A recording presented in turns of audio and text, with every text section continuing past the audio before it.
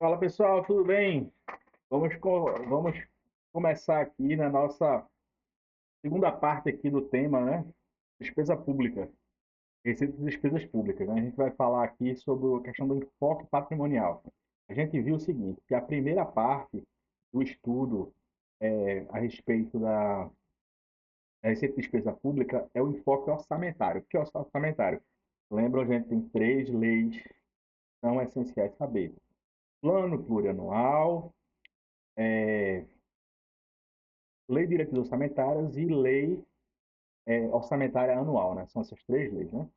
Explicou da mais genérica, né, que é o plano plurianual, falou da lei de diretrizes e falou da lei orçamentária anual.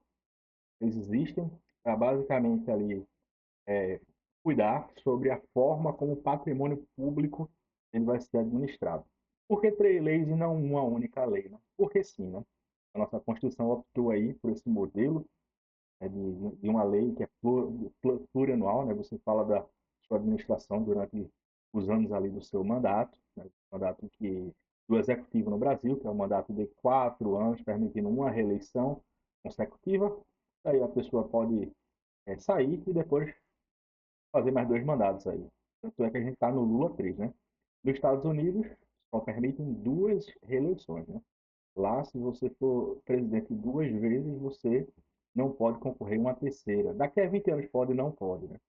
Eles são bem claros quanto a isso. Só pode ficar dois mandatos consecutivos ali ou não. E isso é a realidade jurídica deles lá. Aqui no Brasil, permite isso, né? Por isso que a gente tem a figura do poste.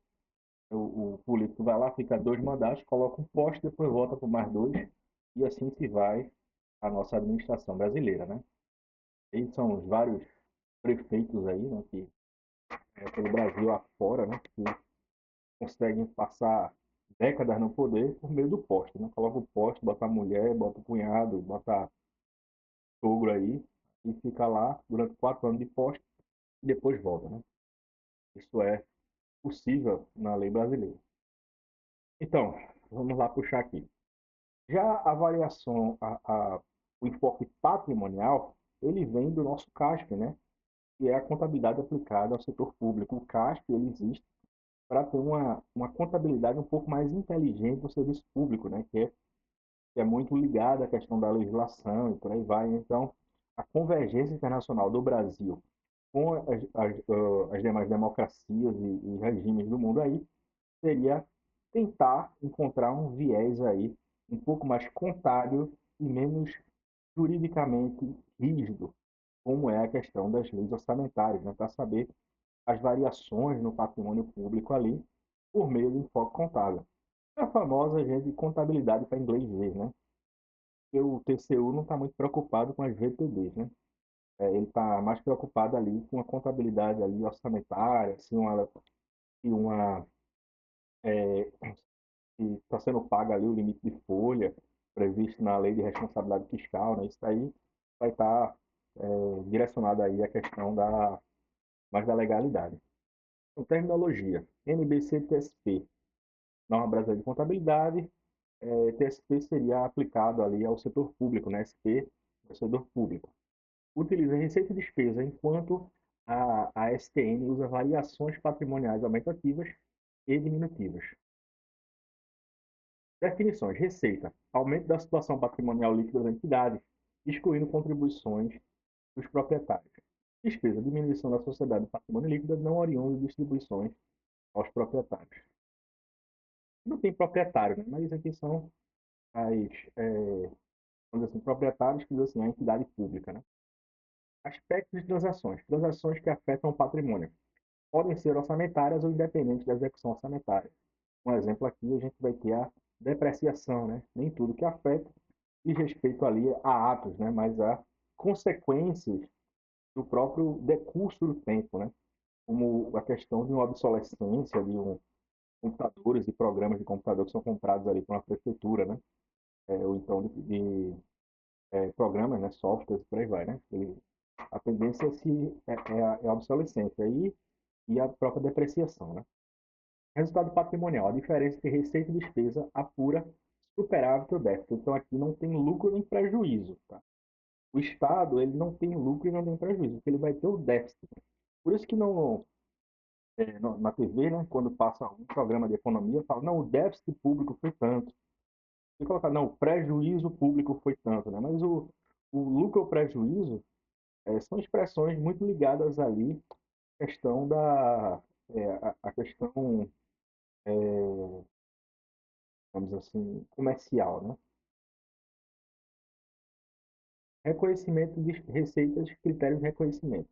Probabilidade de fluxo de benefícios econômicos. Então, a gente trabalha aqui com a probabilidade de fluxos de benefícios econômicos para a entidade. Então, o fato da prefeitura ter um terreno, não necessariamente ele vai dar dinheiro, né? Mas se ele tem a probabilidade de funcionar como um estacionamento da prefeitura, ali que cobra uma taxa, né, para entrar, ele vai ser uma probabilidade para você reconhecer uma receita. E tem que ter uma mensuração confiável dos benefícios.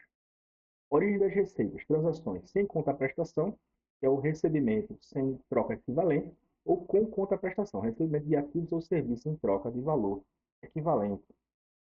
Ok?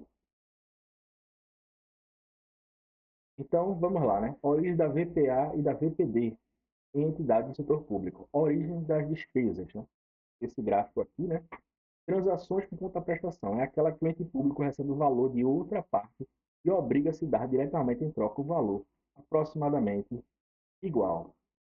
Então, a gente vai estar diante aí de uma negociação aí em que existe uma troca, um quid pro quo, né? Quid pro quo, quid pro quo, né? Em latim, né? Toma lá, dá cá, né? O que é que vem para poder eu dar, né? Quid, o que, né? Para trocar, né? Transações sem contraprestação é aquela que a entidade recebe valor da outra parte, sem dar diretamente em troca o valor aproximadamente igual. Então, não necessariamente é, o fato de haver uma troca significa que não há contraprestação, né? Se a entidade recebe um valor sem dar diretamente em troca valor aproximadamente igual, ela dá uma partezinha em troca ali, já não é isso, né? Então, com contraprestação significa ali um valor igual, né? Fora disso, considerado transação sem contraprestação para efeito aqui do o enfoque patrimonial aqui do setor público. Outros eventos, aumentos e decréscimos não realizados de ativos e passivos, consumo de ativos por meio de depreciação e da redução potencial de serviços e da capacidade de gerar benefícios econômicos por meio da redução ao valor recuperável. Então, aumentos e decréscimos não realizados de ativos e passivos, consumo de ativos por meio da depreciação, então a depreciação atacou aqui o ativo, redução do potencial de serviços, né? Então, se aquele terreno ali, por exemplo, está que nem Maceió, tá o terreno aí, descobriram lá que embaixo dele tinha um bolsão ali, o terreno caiu, né? Então, o que era um grande estacionamento não é mais nada agora, né? Porque o carro entrou ali, pode cair no subsolo, né? Então, não faz muito sentido você ter ainda o valor. Inclusive, até é proibido você entrar num lugar desse ali, que é perigoso, né? Pode perder a vida ali. O carro é o mínimo, né? A vida, carro você depois compra aí um melhor, né? Vai ficar rico, ganhando a Mega Sena, ou então fica sem nada, mas a vida você não recupera, nem a vida nem o tempo, né? Então, são uma situação ali que um bem não é mais existente, né? Da redução do potencial de serviço da capacidade de gerar benefícios econômicos por meio da redução ao valor recuperável. Origem das receitas, transações sem contraprestação, a gente viu aqui sem troca equivalente, então se for uma troca melhor ali é considerado 100, com contraprestação ali, valorzinho igual. Certo? Então vamos lá, funções e classes de grupos de contas e despesas, VPD e VPA. Variação patrimonial diminutiva, compreende decréscimo do benefício econômico durante o período contábil, sob forma de saída de recurso ou redução de ativo, ou incremento em passivo, que resulte em decréscimo do patrimônio líquido, e que não seja proveniente da distribuição aos proprietários da entidade. Né? Pessoal em cargos compreende remuneração do pessoal civil, ativo, militar, correspondente ao somatório das variações patrimoniais diminutivas com subsídios, vencimentos, soldos, vantagens pecuniárias fixas, variáveis estabelecidas em lei, decorrente do pagamento pelo efetivo exercício do cargo, emprego ou função de confiança no setor público. Compreende ainda obrigações trabalhistas e responsabilidade do empregador incidentes sobre a folha de pagamento dos órgãos e demais entidades do setor público. Né? Um exemplo aqui, fundos de pensão. Né? O fundo de pensão entra aqui na VPD, contribuições a entidades fechadas de previdência, né?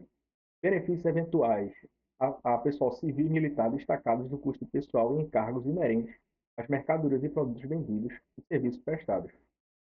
Então, mercadorias e serviços aqui já não entra, né? Então, um aspas aqui, né? Benefícios previdenciários e assistenciais. Compreende as variações patrimoniais diminutivas relativas às aposentadorias, pensões, reformas, reserva remunerada e outros benefícios previdenciários de caráter contributivo do regime próprio da Previdência Social, o chamado também de RPPS, regime próprio.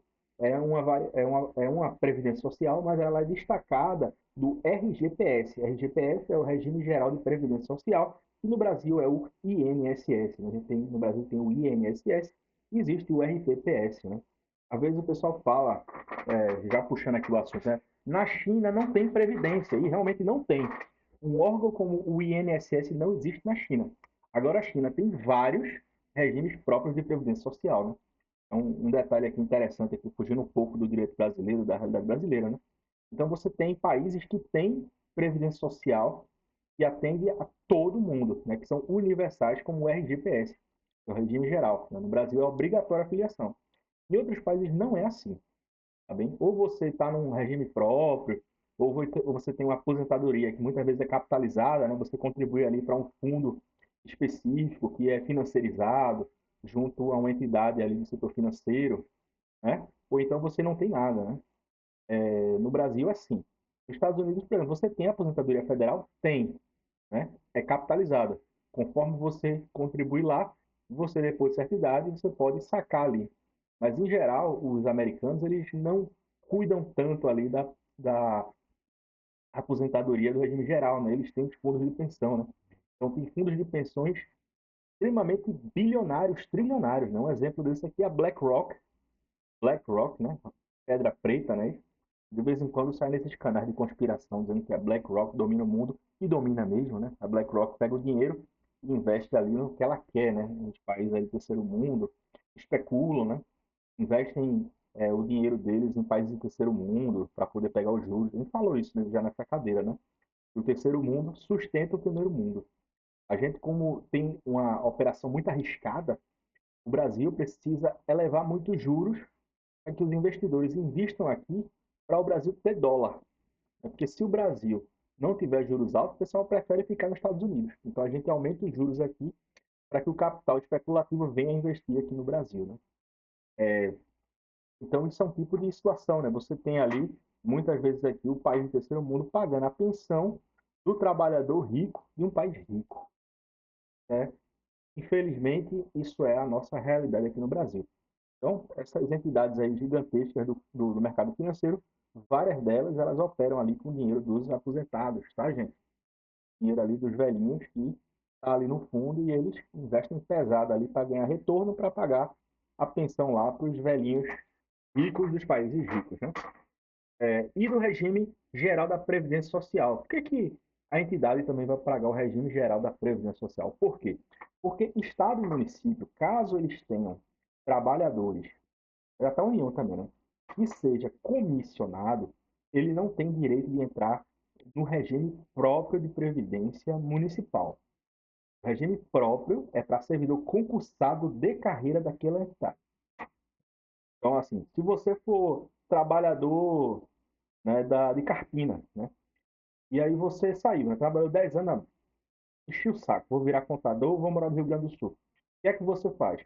Você vai no Serviço Público de Carpina, pede a certidão de tempo de contribuição, pega aquela certidão, já que você já saiu do serviço público, leva no INSS e vai fazer a chamada averbação. Você pegou a certidão, abre um chamado do INSS, pelo meuinss.gov, e vai fazer a averbação. Vai averbar no INSS o tempo que você contribuiu para o município. Né? Ou então, você vai pegar essa certidão de Carpina, digamos que você passa um concurso melhor, o concurso do Amapá. Você vai na Carpina, pega a sua certidão, vai no fundo de pensão lá do Amapá e diz assim, olha, está aqui o tempo que eu trabalhei em Carpina, eu estou averbando aqui no serviço público aqui, né? Aí você consegue averbar o tempo que você contribuiu em Carpina em outro fundo de pensão de serviço público, né? Para você conseguir ali naturalmente uma aposentadoria mais gordinha, né? Mais gordinha. Então, caso você seja comissionado, você vai tributar pelo regime geral, tá?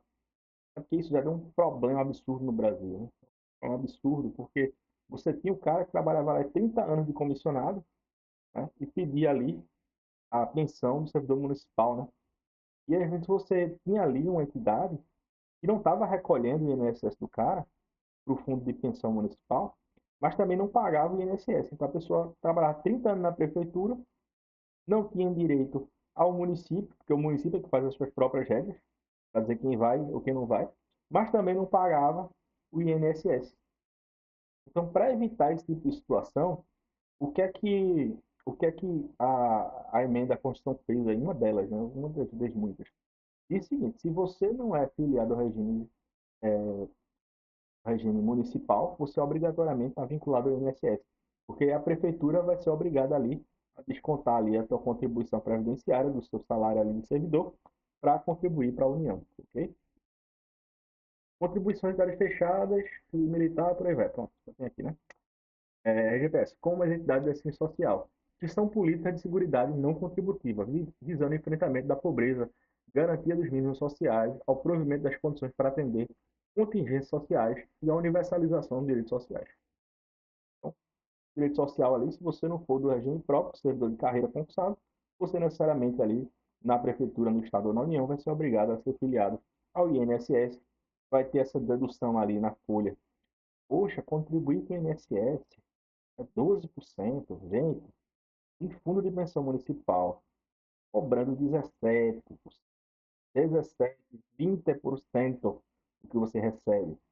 Então não é tanta vantagem você contribuir com o regime próprio, não, tá, gente? Às vezes aquele concurso ali que você achava ali que seria concurso top, na verdade você tem que contribuir 20%, porque já tem um rumbo nele, né, do pessoal que não pagou, do pessoal que se aposentou lá das antigas, e você vai ter que pagar 20% ali na tua folha ali para o fundo municipal ou estadual para o rombo lá, né? Então não sei se é tanta vantagem não, tá, gente?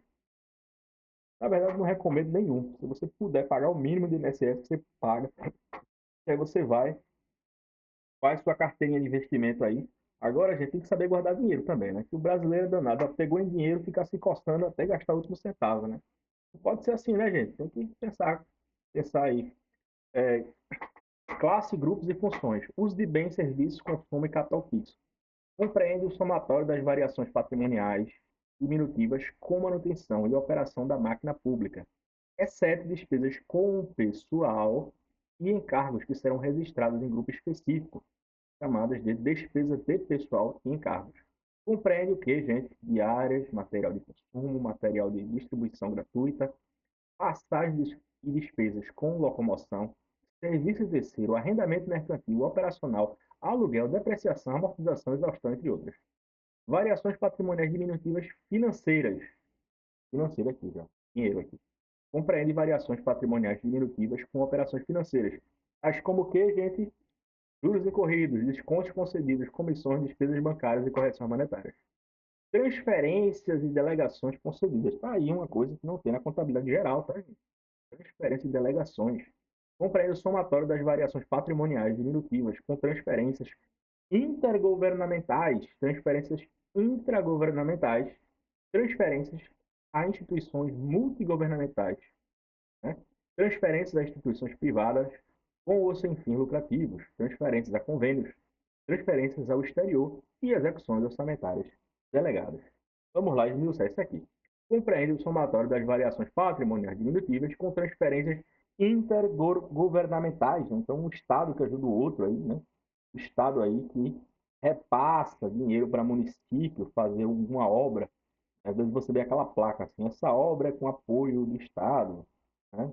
Foi todo o Estado, você vê, isso aqui foi com apoio do governo federal. Significa aí que houve aí uma, uma ajuda aí, né? Uma transferência de delegação. A gente vai ver isso mais à frente, na Lei de Responsabilidade Fiscal, tá? Transferências intragovernamentais. Como é que é isso? Intragovernamentais? Dentro do mesmo governo tem mais de uma transferência? Tem. Lembra que eu falei? Você tem o CNPJ da prefeitura. Mas quando a prefeitura passa dinheiro para a Secretaria de Finanças, isso vai ser registrado como transferência. Você tem duas entidades contábeis dentro da mesma máquina pública, que é um município. Dois CNPJ diferentes. A gente já falou, CNPJ não significa pessoa jurídica. Dentro da prefeitura tem vários CNPJ. Você tem o CNPJ do gabinete do prefeito, né, para pagar as despesas com os seguranças, com a publicidade lá do levou, né, esse tipo de situação aí. Você tem ali a Secretaria de Saúde. Então, cada uma delas vai ter o seu CNPJ, né, e essas transferências vão ser registradas ali nesse balanço público aí, né, nesse balanço, como assim dizer assim, né, nas informações contábeis ali que vão ser repassadas de acordo com a NBC-TSP, registradas em enfoque patrimonial e não orçamentário. Lembrando, orçamentário, aquelas três leis que eu já falei, não é? Enfoque patrimonial, contabilidade propriamente dita, ok? Intragovernamentais, transferências das instituições multigovernamentais. Como assim? Consórcios públicos, né? Você tem um consórcio que é permitida a criação pelo nosso Código Civil, né? É possível você ter um consórcio público formado com... A gente tem a MUP aqui, em Pernambuco. A MUP é a Associação dos Municípios de Pernambuco. Então, eles têm ali um lixão ali, um sistema de coleta de lixo, que abarca ali vários municípios ali do sertão do Pajeú, né? Você tem ali Afogados,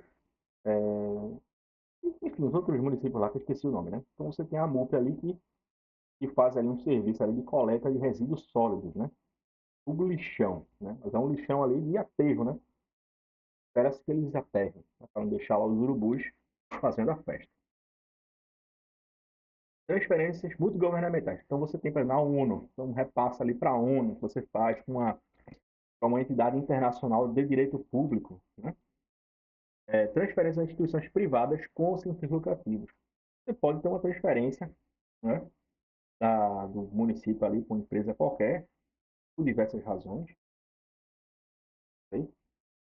De repente, ali, uma assistência ali para uma empresa ali de catadores, né? Tem uma empresa, uma associação de catadores de lixo. E aí a prefeitura fez um repasse para poder eles terem ali um berçário, né, para as mulheres que fazem lá a separação do lixo. Não é possível você fazer isso, né? Com os fins lucrativos, né? É, transferências a convênios públicos. Né?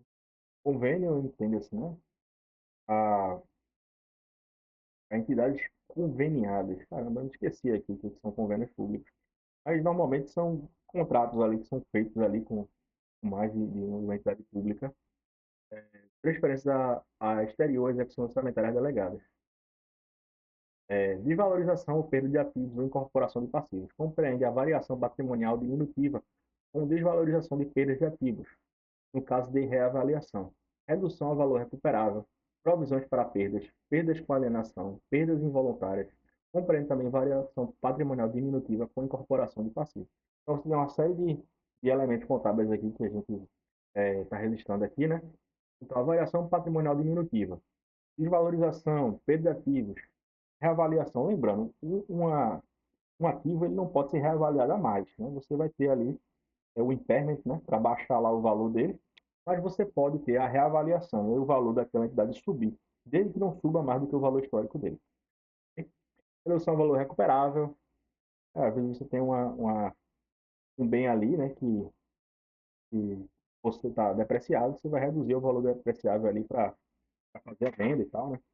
Provisões por perda, então você vai ter ali um bem que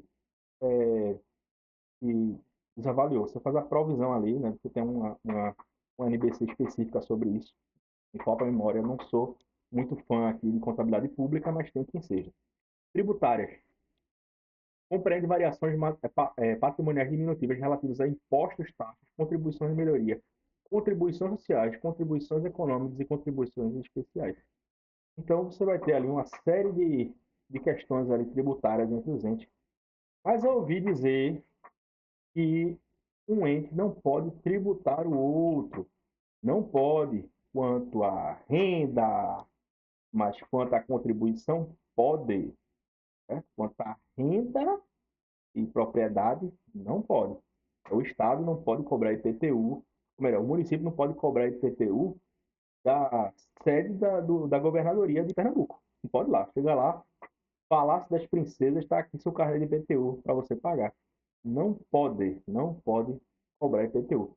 Mas pode cobrar taxa de iluminação pública, né? Pode cobrar taxa de coleta de lixo. Isso não impede. Entretanto, normalmente, esses entes, eles têm, digamos assim, uma política de boa vizinhança. Então, daí eles dão isenção. Mas isenção não é imunidade. Imunidade é quando você não pode nem legislar sobre isso, né?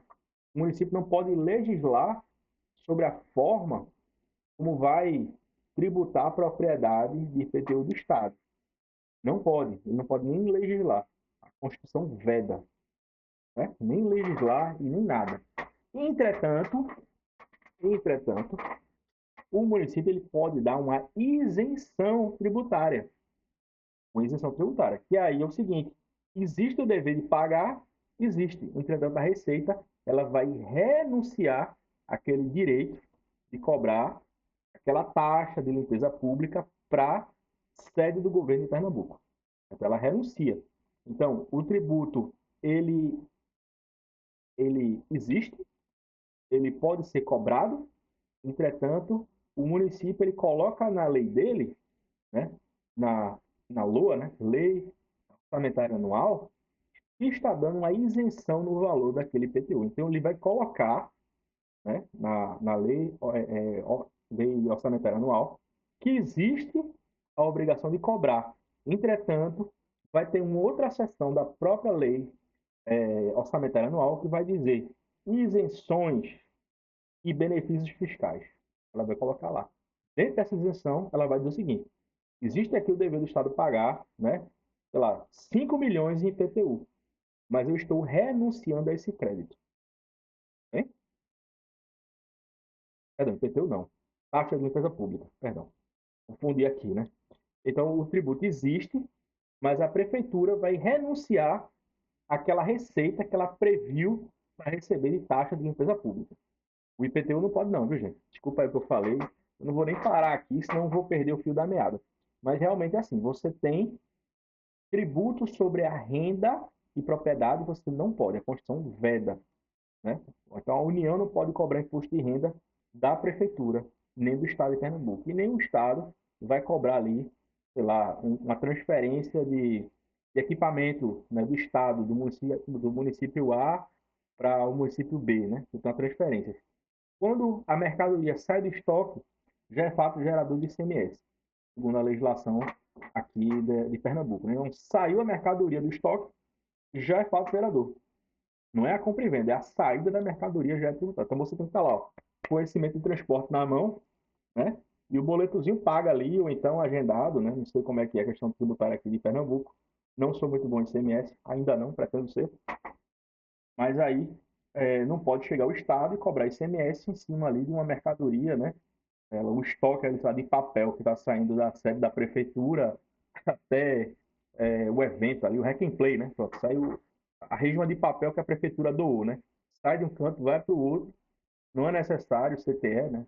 Conhecimento de transporte, por quê? Porque ali você tem, você tem uma imunidade, né? Sobre a propriedade. Né? Então, o Estado não pode cobrar ali sobre o transporte de mercadoria, a saída, aí vai. Custo de mercadorias vendidas dos produtos vendidos e serviços prestados. Compreende as variações patrimoniais diminutivas relativas a custos de mercadorias vendidas, produtos vendidos e serviços prestados. Sim, gente, o Estado, o município, a União, eles vendem mercadoria. Né? Você tem lá livraria do Senado, né? Não o livro em si, porque o livro é imune, né? Mas ali uma camisa, um boné, né? Então você vai ter ali custo de mercadoria e custo de serviço. Mas como é que você vai quantificar o custo de uma mercadoria, o custo do produto vendido, o custo do serviço público, né? O serviço que um ente presta ali, né? Da Secretaria de Finanças, né? Quando ele presta um serviço, qual é o custo daquele serviço? Né? Isso vai ser apurado aí na contabilidade aplicada ao setor público, do enfoque patrimonial. Outras variações compreendem o somatório de variações patrimoniais diminutivas, não incluídos os grupos anteriores. Compreende premiações, incentivos, equalizações, preços e taxas, participações e contribuições, resultado negativo com participações, entre outros. Variação patrimonial aumentativa. Compreende aumento no benefício econômico durante o período contábil sob forma de entrada de recurso, aumento de ativo ou diminuição de passivo, que resulte em aumento de patrimônio líquido e que não sejam provenientes de aporte dos proprietários.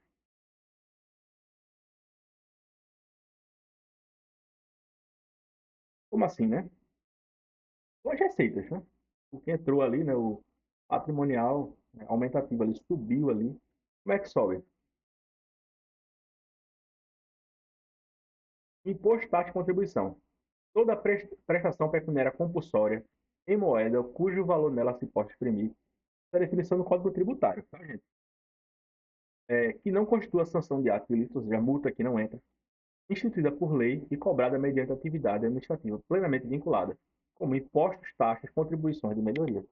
Essa é a definição do nosso Código Tributário Nacional. Olha, dessa vez estou com. Está na mão aqui, viu, gente? Está na mão aqui o nosso código aqui, né? Toda aula do caramba, cadê esse. Cadê o livro que eu ia mostrar para vocês aqui? Nunca mostro, né? Vamos lá. Artigo, artigo 3º do nosso Código Tributário Nacional.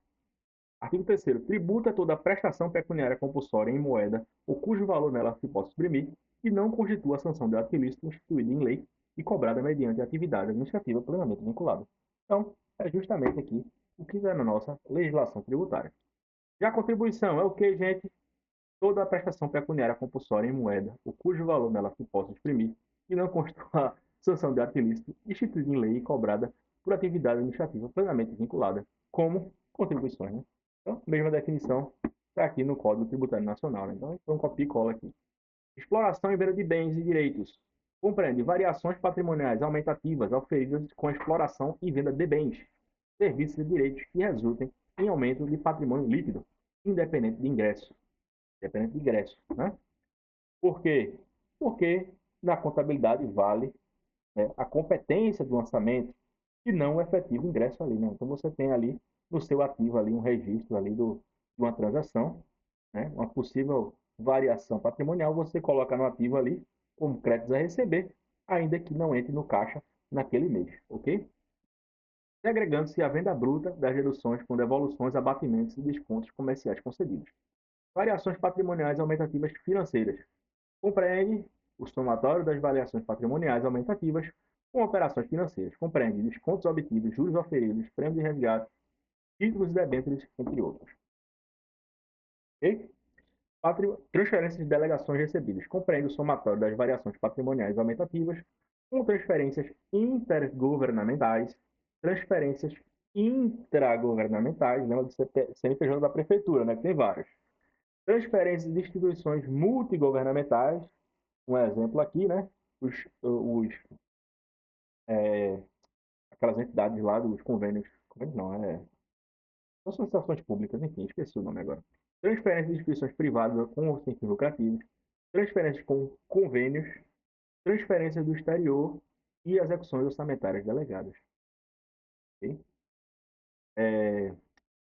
Valorização. Gente, eu lembrei o que é convênio. Convênios são contratos entre entidades, né, de intercâmbio que vai ter de qualquer gênero, certo? Então, você tem um convênio ali, né, para recebimento de alunos, né? Você tem um convênio com a entidade, né? Você tem assim, seria um contrato entre entidades de direito público, né? Que não necessariamente tem a ver ali com contraprestação, né? Mas é uma forma de ajuste ali de vontade, né? Então você tem convênio, por exemplo, do tribunal com o município, né?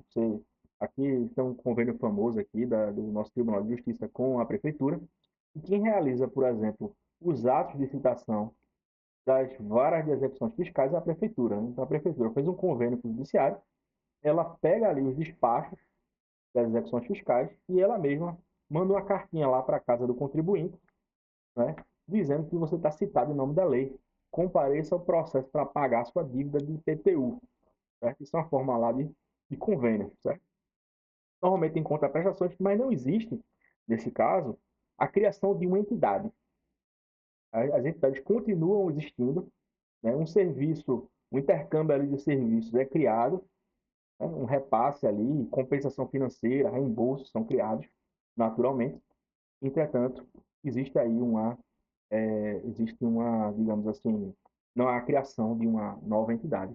Diferente, diferente das entidades multigovernamentais, né?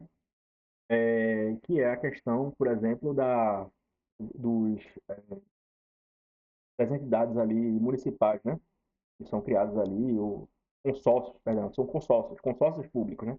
O consórcio, você tem um consórcio entre o Estado A e o Estado B para a construção de uma represa, né? Muitas vezes de um rio que separa dois estados, né? Os estados, muitas vezes, eles nascem porque são divisórias naturais, né? Você tem uma montanha que divide dois estados, que é o caso ali do Piauí e Maranhão, né? Você tem uma cordilheira ali que divide os dois estados. Pernambuco e Bahia, né? Você tem o Rio São Francisco cortando, né? Você tem Pernambuco do Sul, que é Alagoas e Sergipe, né? Os dois já fizeram parte de Pernambuco, inclusive, né? O norte da Bahia todo, aquilo tudo era Pernambuco. Se Pernambuco não fosse tão encrenqueiro, né? Para tentar se separar do Brasil duas vezes, né? Na Confederação do Equador e na... Eu esqueci o nome da outra aqui. Foram duas vezes que Pernambuco tentou se separar do Brasil, né? E Rio Grande do Norte, né? Chegou a ter um governo comunista no Rio Grande do Norte que durou um dia, né? Um dia ali foi a República Democrática do Rio Grande do Norte ali, né? Que foi criada ali um Estado comunista que durou um único dia ali nos idos de 1930. Outras variações patrimoniais aumentativas. Compreende o somatório das demais variações patrimoniais aumentativas, não incluídas nos grupos anteriores, mas como resultado positivo da equivalência patrimonial. Então, é, se aquele bem ali que está depreciado, mas de uma hora para outra, aquele terreno ali que estava condenado, né, que nem Alagoas, tem um terreno ali gigante, mas descobriu que embaixo tinha um túnel lá que podia desabar. E aquilo ali foi condenado, né? Então o valor era 5 milhões e agora não vale mais nada, porque pode desabar. Mas aí, recentes estudos disseram que aquele terreno, na verdade, não tem nada embaixo dele. Ele pode ser construído. Então, um terreno que não valia nada, voltou a valer através do impairment aí, da equivalência patrimonial, e aí você subiu ali, magicamente, o seu ativo, uma coisa que estava perdida, ok? Reconhecimento de receitas. Conhecimento aqui. Probabilidade de fluxo de benefício. Então, não basta gerar benefício, basta que tenha a probabilidade, a capacidade de gerar. Você tem a capacidade de gerar benefício ali, já é considerado ali o reconhecimento. Mensurabilidade confiável. Deve ser feita de forma confiável para que o reconhecimento contábil ocorra. Exemplo de receita do setor público: receita tributária, imposto, taxa, contribuição que são cobrados pela entidade, transferências, recursos recebidos de outros níveis do governo, como estados e União. Você tem as transferências, né? Aí você tem as transferências obrigatórias e as voluntárias, já foi explicado. Transferência obrigatória, você tem na Constituição, né, os repasses obrigatórios, que uma entidade é obrigada a repassar para outra. Um exemplo aqui é a questão do IPVA, né? 50%, 50%, né, do valor que se paga no IPVA é distribuído para o município onde o carro está matriculado, né? Não nas placas do Mercosul, né? Mas nas placas antigamente você tinha lá o município, né? Chechel, né? Chique Bahia. Então era interessante para o município ter um Ciretran, né? Que é o Detran municipal, bem organizado. Porque aí, quanto mais carro você registra lá, mais você vai ganhar o repasse ali do IPVA, né? Cinquentinha volta do Estado para o município, né? Está na nossa Constituição. Então, essa transferência é obrigatória. Entretanto, você tem a transferência voluntária. Como é que é a transferência voluntária, né? O Estado ele pode dividir até um quarto do ICMS com os municípios, né? É o que chamam de ICMS convencional, né? Então, o ICMS ele pode ter uma norma específica que ele vai distribuir segundo a conveniência do Estado. Então, o Estado ele pode condicionar o recebimento de um bônus do ICMS de acordo com alguma política local. Qual é a política local? Como é que eu vou saber? Né? Então, a Assembleia Legislativa vai editar lá os critérios para o repasse desse um quarto ali da arrecadação de ICMS para os municípios. Ok? Rendimentos de bens públicos, aluguéis, taxas de uso de serviços públicos.